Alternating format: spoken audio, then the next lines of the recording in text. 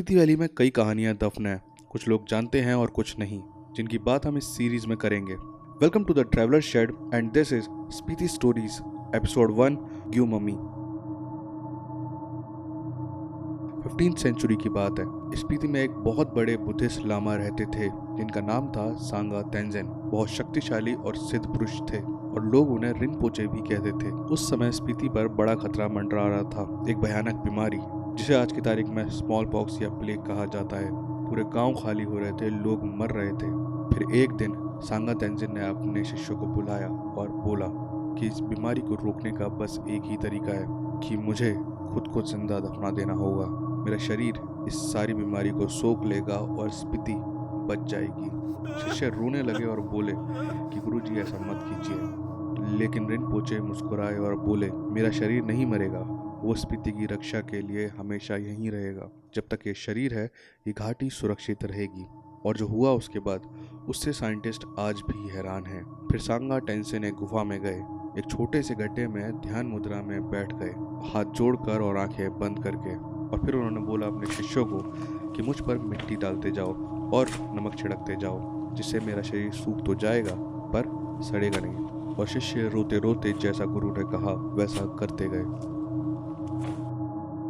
साल था 1975। Indo China war के बाद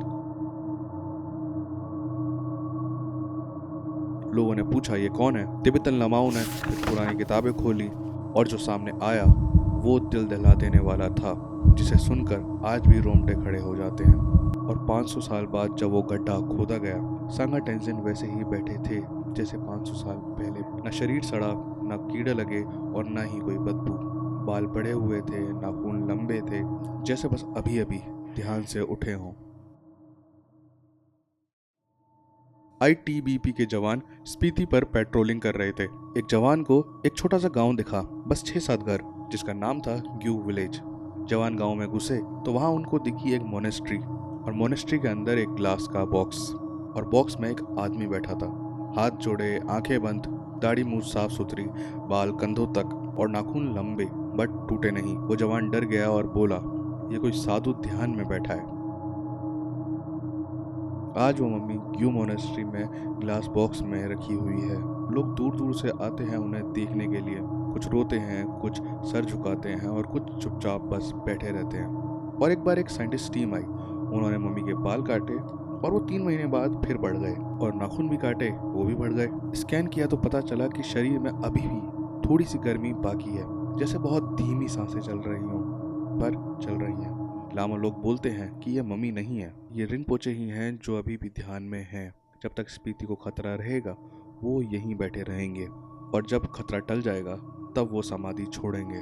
और आज भी ग्यू गांव में कोई बड़ी बीमारी नहीं फैलती। 1975 के बाद कोई स्मॉल पॉक्स या प्लेग का केस नहीं आया। वहाँ के लोग कहते हैं कि रिनपोचे हमारी रक्षा कर रहे हैं। रात को जब मोनेस्ट्री बंद हो जाती है तो लोकल लोग फुसफुसाते हैं कि अगर बहुत ध्यान से सुनो तो धीमी धीमी सांसों की आवाज़ आती है। वहाँ के लोग फुसफुसाते हैं कि मोनेस्ट्री बंद होने के बाद ध्यान से सुनो तो एक गहरी सांसों की आवाज़ आती है, जैसे कोई बहुत गहरे ध्यान में हो।